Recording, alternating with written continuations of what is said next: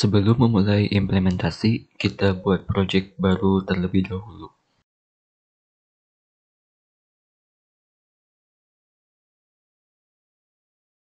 Untuk template-nya di sini saya menggunakan yang empty activity saja.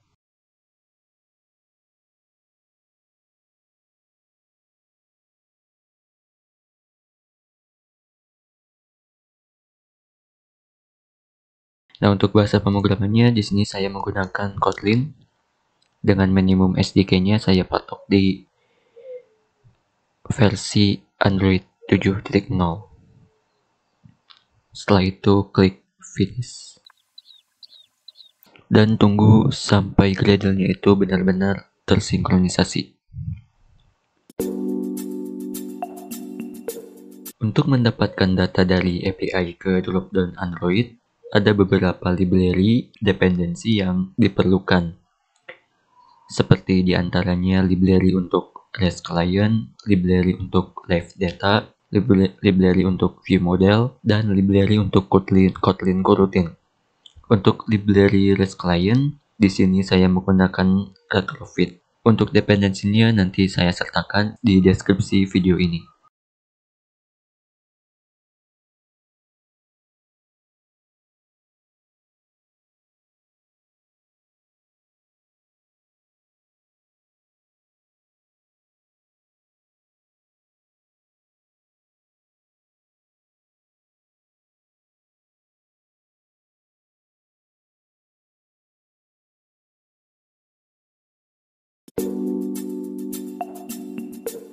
View binding digunakan untuk memudahkan kita dalam berinteraksi dengan view yang ada di layout Android.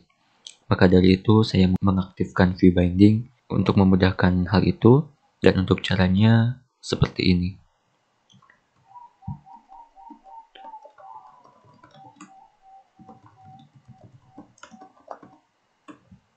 Jadi kita cukup menambahkan build features pada build Gradle modul aplikasinya dan menambahkan view binding true. Setelah itu klik sync now.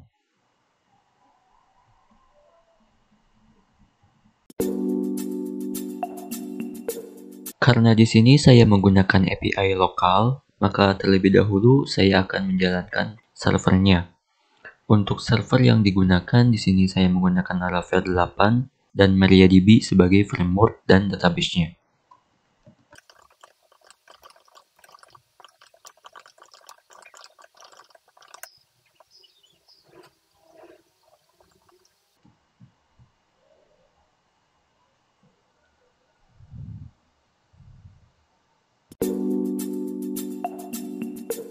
Sebelumnya, data apa sih yang akan saya tampilkan di Dropdown Android? Sebagai contoh saja, saya ingin menampilkan status dari respon data ini. Di sini kita bisa lihat ya, ada beberapa data seperti mahasiswa, dosen, dan operator. Nah, data inilah yang akan saya tampilkan di Dropdown Android. Sebelum kita implementasi ke fungsionalnya, kita buat terlebih dahulu Dropdown Android dari sisi layoutnya. Oh iya, di sini saya menggunakan versi Android Studio yang terbaru yang saat video ini dibuat. Versi yang saya gunakan adalah versi 2021.1.1 patch 2 dengan codename-nya Bumblebee. Maka secara otomatis desain yang digunakan pada widget Android secara default adalah Material Design versi 2. Baik, kita langsung saja buat layoutnya.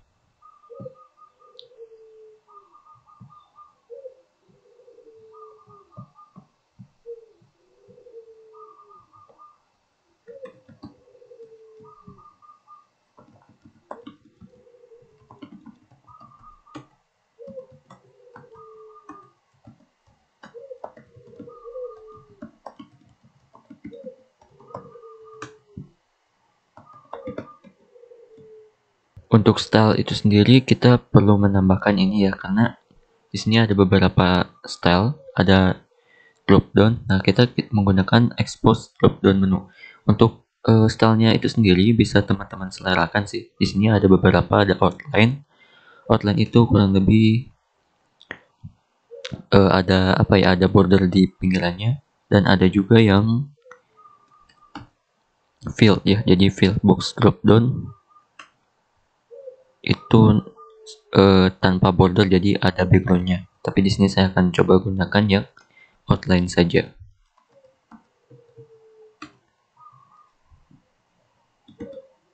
Jangan lupa tutup kurung tutupnya, dan kita tambahkan autocomplete text view.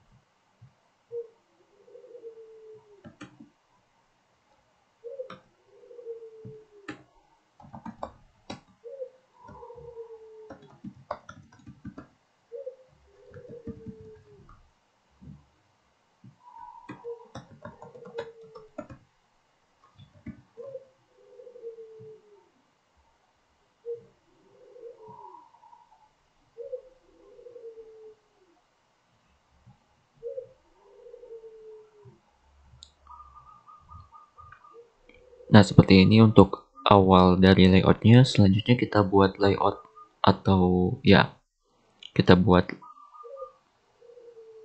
layout lagi ya, untuk menampung teks ke dropdownnya. Jadi kita akan tampilkan data dengan tampilan text view, atau dengan tampilan teks saja. Jadi kita buat terlebih dahulu layout untuk list item di dropdownnya.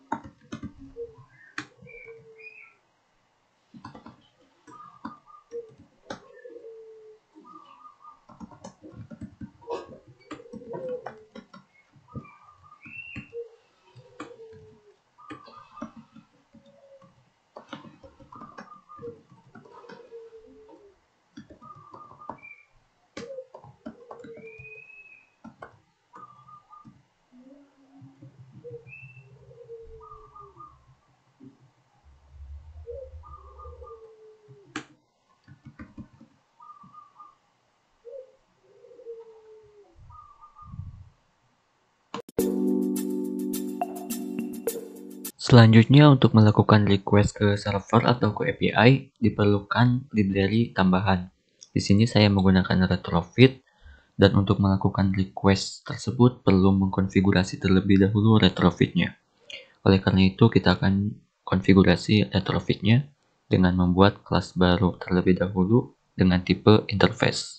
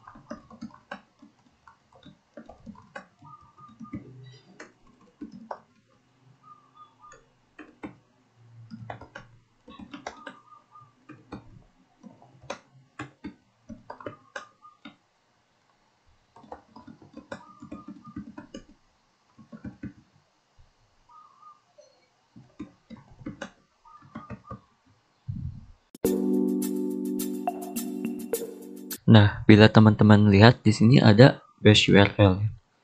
Nah, jadi base URL ini adalah alamat URL API yang akan kita tembak. Protokolnya bisa HTTPS ataupun HTTP. Namun untuk protokol HTTP sendiri itu ada beberapa konfigurasi yang perlu ditambahkan di Android manifestnya supaya gak terjadi error. Akan tetapi itu tidak akan saya demokan. Di video ini saya akan menggunakan protokol HTTPS saja. Pertanyaannya, jika kita menggunakan API lokal seperti ini, emang bisa kita tembak langsung API dari Android ke Laravel misalnya? Nah, sayangnya gak bisa teman-teman. Jadi kita gak bisa melakukan atau memasukkan sebagai contoh localhost di sini ya, localhost 8000 seperti layaknya Postman. Itu kita tidak bisa melakukan hal demikian kalau di Android. Jadi kita harus mengupload dulu API lokal kita ke web hosting.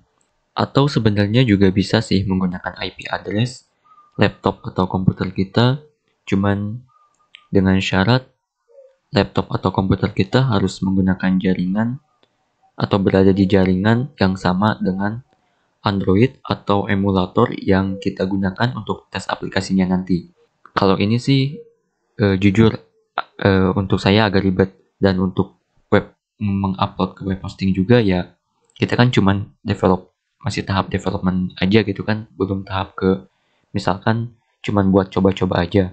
Dan nah, alhamdulillahnya ada cara lain teman-teman. Jadi kita bisa gunakan ngrok. Sederhananya ngrok ini adalah sebuah software yang digunakan untuk mengekspos server lokal kita ataupun website lokal kita agar bisa diakses oleh publik. Jadi ngrok ini nanti bakalan ketika di running gitu ya, bakalan memberikan atau ngasih link dengan protokol HTTP bahkan HTTPS.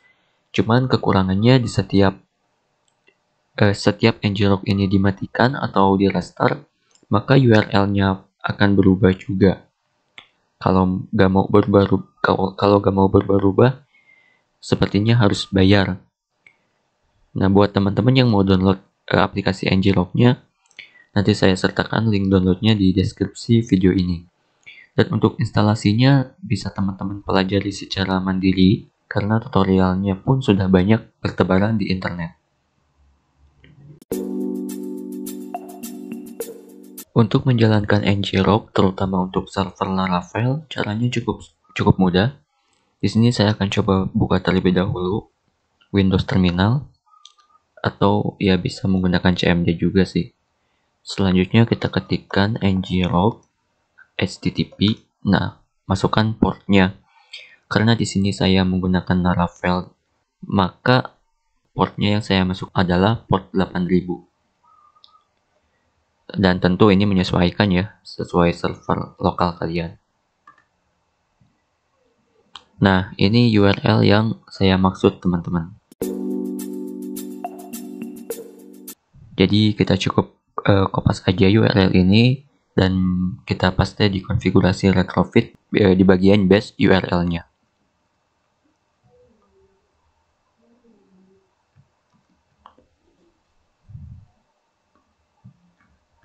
Seperti ini. Jangan lupa tambahkan slash setelahnya.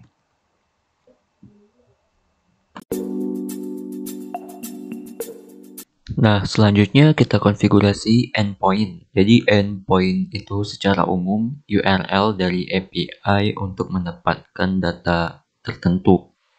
Sebagai contoh, di sini saya akan mendapatkan data role, maka endpointnya itu adalah API role/all dengan metodenya itu get. Dan tentu ini disediakan oleh API-nya teman-teman. Jadi kita yang di front end sebenarnya nggak usah mikir apa endpoint-nya, karena biasanya sudah didokumentasikan oleh back-end developer. Jadi ya kita cukup minta saja dokumentasi API-nya untuk mendapatkan endpoint dari API yang kita gunakan. Atau kalaupun teman-teman menggunakan API yang bertebaran online, biasanya di website penyedia API-nya suka ada beberapa endpoint dengan deskripsi dari masing-masing endpoint-nya. Seperti itu ya mengenai endpoint-nya. Oke, kita coba implementasikan endpoint-nya.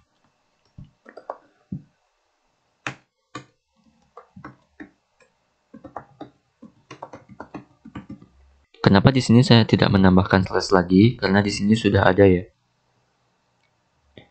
Meskipun sih teman-teman juga bisa langsung ini misalkan API-nya ditambahkan ke sini supaya nggak ngetik-ngetik lagi buat endpoint selanjutnya, itu bisa aja sih. Seperti ini ya, API slash net. Nanti di sininya juga cukup seperti ini aja.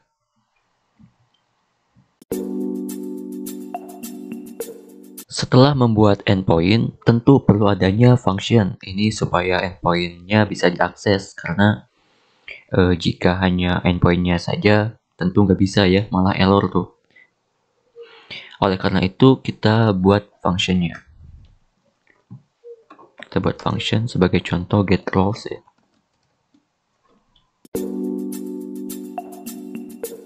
Karena kita akan menggunakan Kotlin coroutine, maka kita perlu menambahkan keyword suspend sebelum keyword fun di sini ya.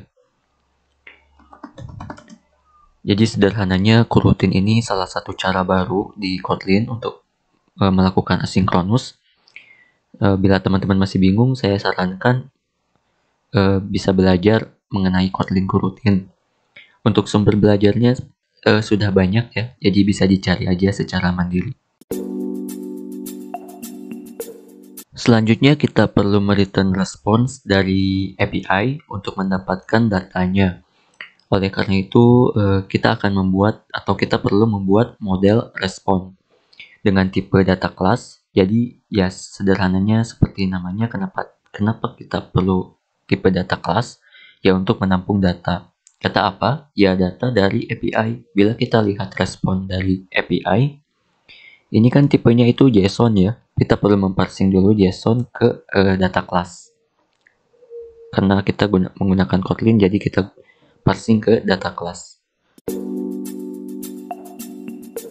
Di Android sendiri ada plugin yang namanya JSON to Kotlin class ya.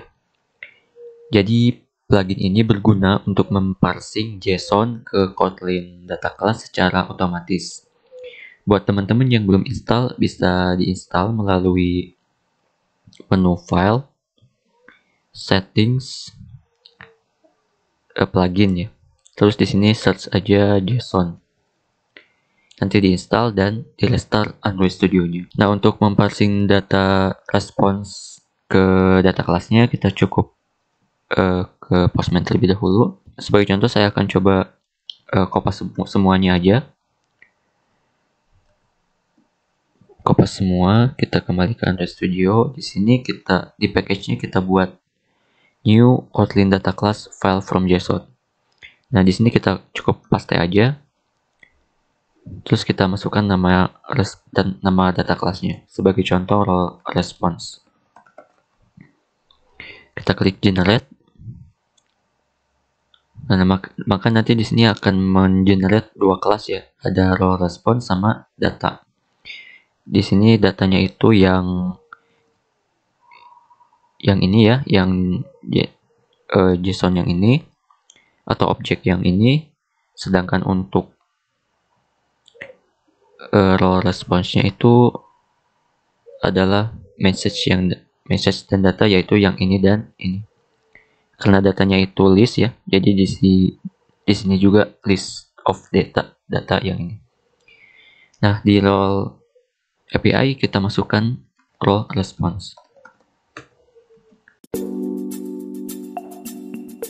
Selanjutnya kita akan membuat kelas role view model. Jadi kelas role view model ini nantinya kelas yang menginherit dari view model, dari kelas view model, yang mana kelas ini nanti digunakan untuk menyajikan data yang nantinya akan ditampilkan di view atau di activity. Jadi kita nggak langsung melakukan pemanggilan data dari activity, akan tetapi kita hold dulu datanya, kita panggil datanya melalui view model. nanti kita panggil datanya itu di activity melalui live data yang kita deklarasikan melalui variabel di dalam kelas role view model. Oke, kita coba buat terlebih dahulu kelasnya.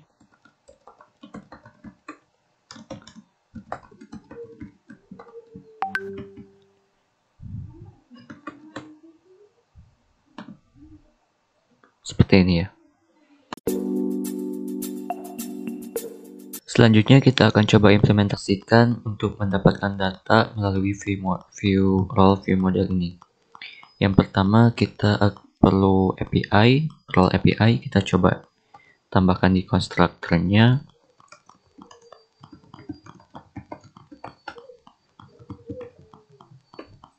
Selanjutnya kita coba buat function baru ya. Tipenya suspend.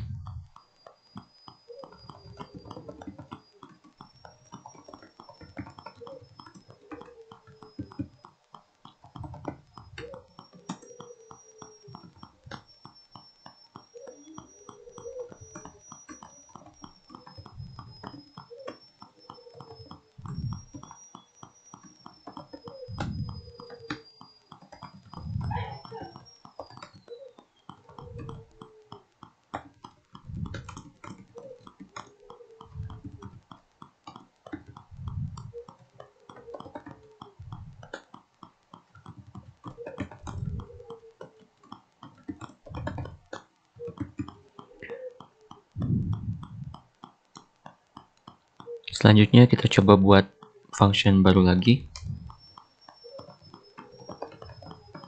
Ini nanti, jadi ini function ini yang akan dipanggil di activity-nya atau di UI, di view-nya.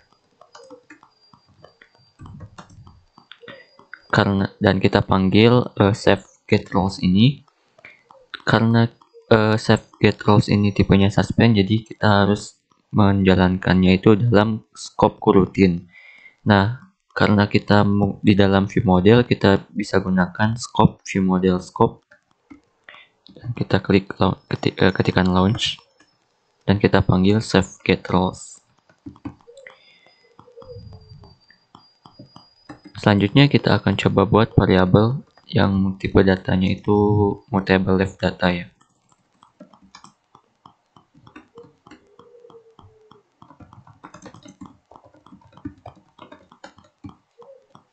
Nah, di sini kita akan coba membuat kelas baru, yaitu kelas resource.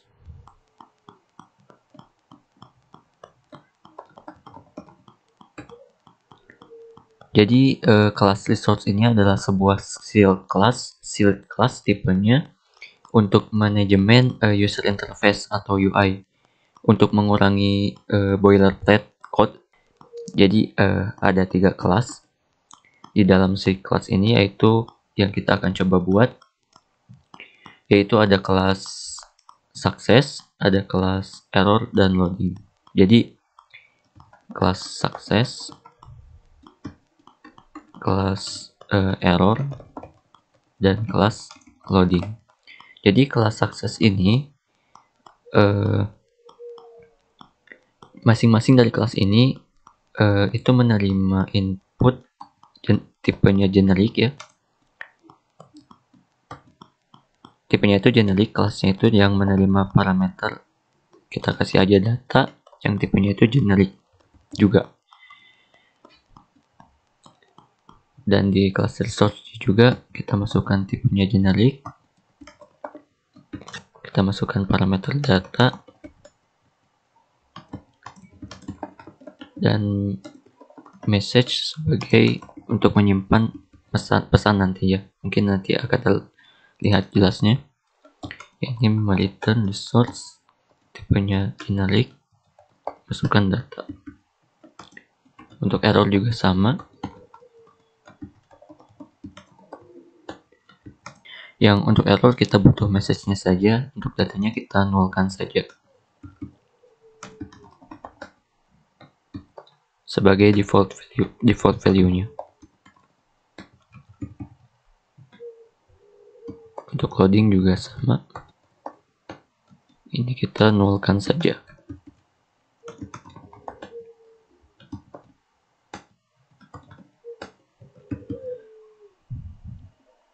Nah, jadi nanti itu kelas sukses ini untuk menghandle ketika ada perubahan yang sifatnya itu berhasil atau sukses, akan jadi ketika sukses akan melakukan apa terhadap UI Android kita. Ketika loading, apa yang mau dilakukan di UI kita, apakah akan menampilkan progress bar atau toast misalnya, dan ketika error apa yang mau ditampilkan ke user, misal menampilkan pesan error melalui toast atau apapun itu. Nah, itu nanti tergantung developernya sih. Nanti kita gunakan class resource ini di role view model dan juga di activity. Selanjutnya kita akan coba implementasikan ya class resource ini di variable roles. Kita masukkan roles resource dan kita masukkan tipe generiknya, yaitu kita akan masukkan role response. Jadi ini datanya yang mau kita akan tampilkan ya.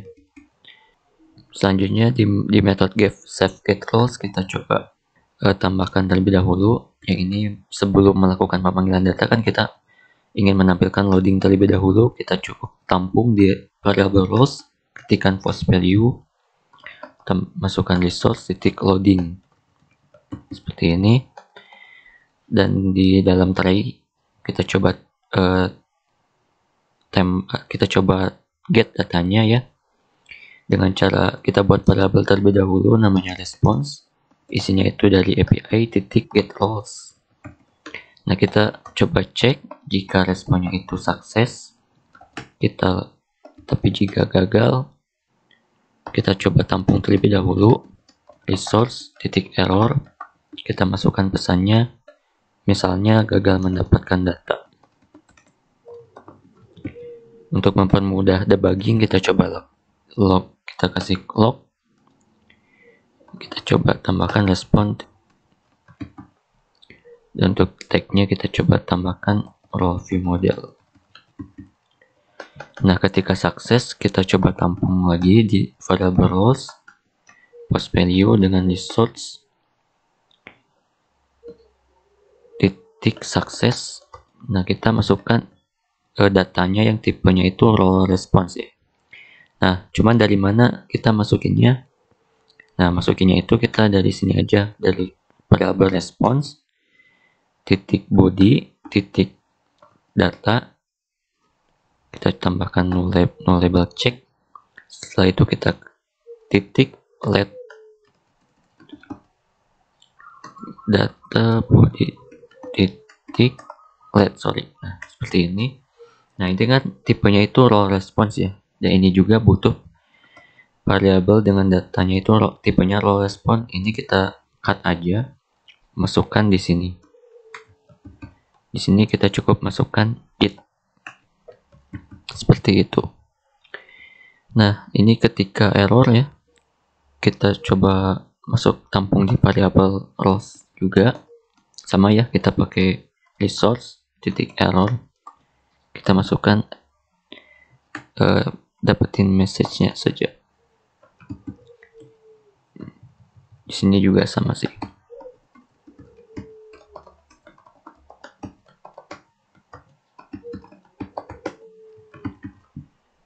Nah, seperti ini. Selanjutnya kita akan coba melakukan beralih ke main activity ya, untuk implementasi dari kelas-kelas yang sudah sebelumnya kita buat dan konfigurasi. Sebelum kita mendeklarasikan variabel di main activity, kita coba buat terlebih dahulu view model factory ya.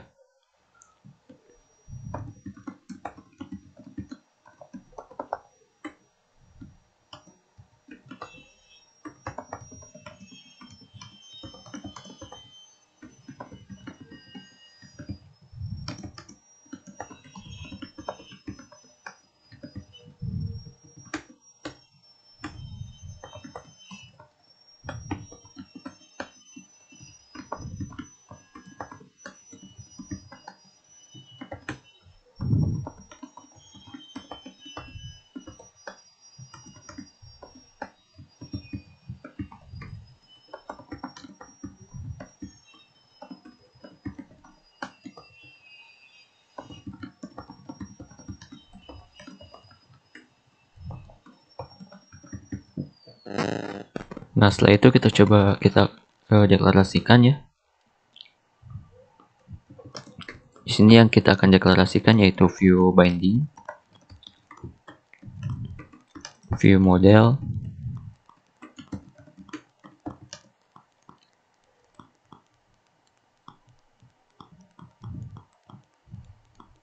sebelum view model mungkin API-nya dulu, factory, terus view model.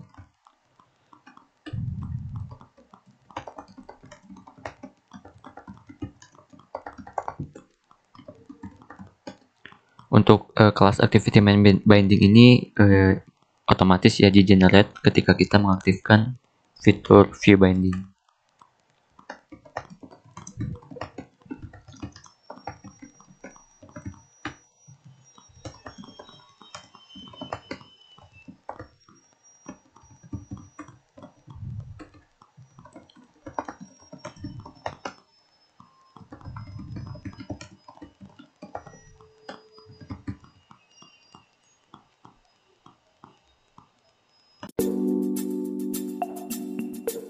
Jika sudah seperti ini, selanjutnya kita buat function baru ya, dengan nama init component di main activity. Jadi function ini nanti digunakan untuk menginisialisasikan variabel-variabel yang sudah dideklarasikan sebelumnya dengan melakukan instance kelas ya.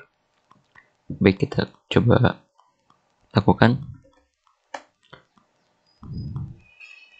Kecuali untuk binding ya, untuk view binding mungkin setelah ini ya.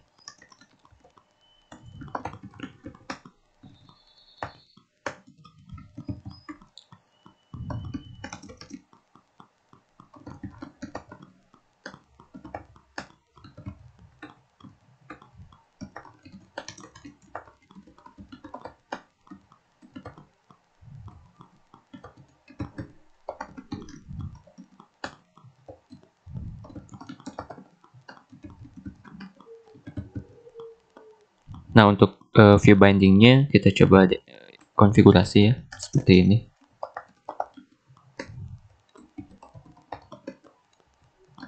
Di sini kita ganti jadi binding.root dan kita panggil function init component. Selanjutnya kita akan buat function baru, namanya itu update UI state ya. Jadi function ini digunakan untuk merubah kondisi dari user interface widget layout kita. Jadi kita panggil variabel yang sebelumnya kita buat di view model, yaitu yang roles ini, kita panggil di main activity di di function UI state dengan cara mengobserve variabel tersebut atau variabel roles dan menambahkan kondisi menggunakan when expression. Mungkin kurang lebih seperti ini ya.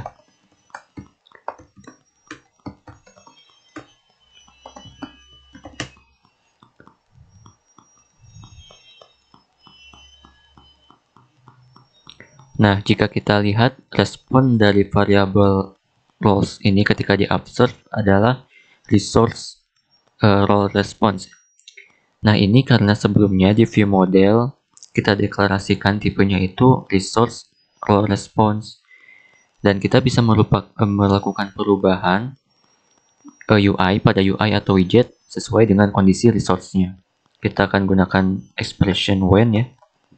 Kita masukkan it. Nah, jika it-nya itu resource.success, kita mau ngapain? Ketika resource-nya itu loading, kita mau ngapain? Ketika resource-nya itu error, kita mau ngapain? Nah, sebagai contoh ya, untuk ketika resource-nya itu sukses kan, atau ketika sukses kita ingin menampilkan data ke drop down ya. Nah, caranya gimana?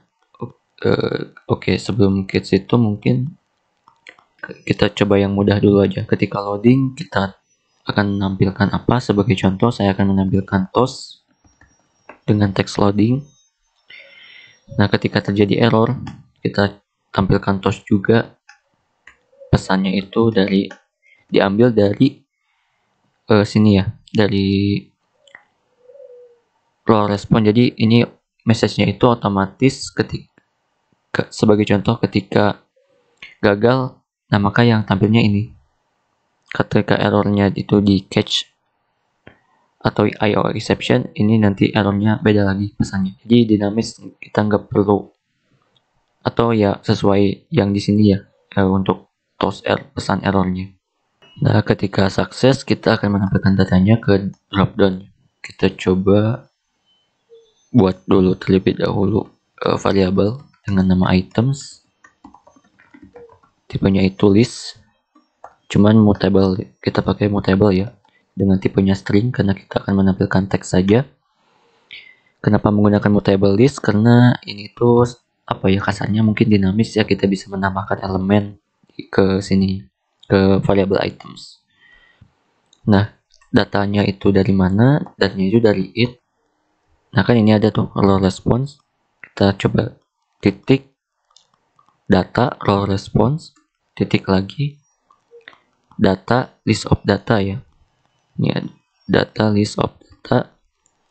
Kita coba tambahkan no label check. Titik lagi, kita coba for each. Kita tambahkan no label check. Nah, ini kan udah ada nih it data it. Nah, ini data itu status dari sini. Itu kan ada ID status create update. ID status create update. Dan ini didapat dari model ini ya, model data ini. Oke, kita lanjutkan. Nah, kita ini ingin menambahkan statusnya kan ya. Kita coba tampung dulu di variable items. Kita ketik add. Nah, apa yang mau di add itu data titik status seperti ini. Atau kita coba tambahkan dulu role. Nah, selanjutnya kita coba set adapter untuk drop down-nya. Kita tambahkan layout itemnya dan nilai yang akan dimasukkan ke drop down. Selanjutnya kita coba casting ya. Text input layout-nya kita ambil edit text-nya. Kita cast ke autocomplete menjadi autocomplete dan kita set adapter, masukkan adapternya. Langkah terakhir kita coba panggil UI update UI state-nya di dalam unit komponen. Saya lupa, coba kita panggil method get roles ya, karena kalau nggak dipanggil ya nggak akan jalan. Langkah terakhir, kita akan tambahkan internet permission di Android Manifest.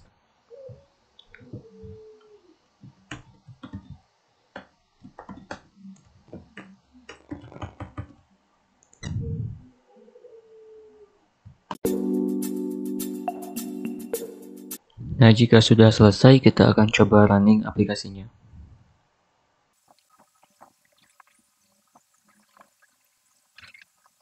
Nah, kurang lebih seperti ini ya hasilnya, hasil jadi akhirnya, dan dimana ini data-data ini diambil dari API. Coba kita ulangi sekali lagi.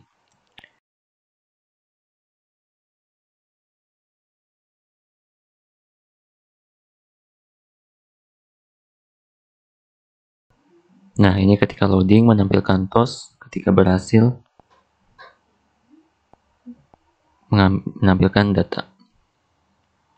Baik, mungkin seperti itu contoh implementasi untuk mendapatkan data dari API ke dropdown Android. Demikian, semoga bermanfaat.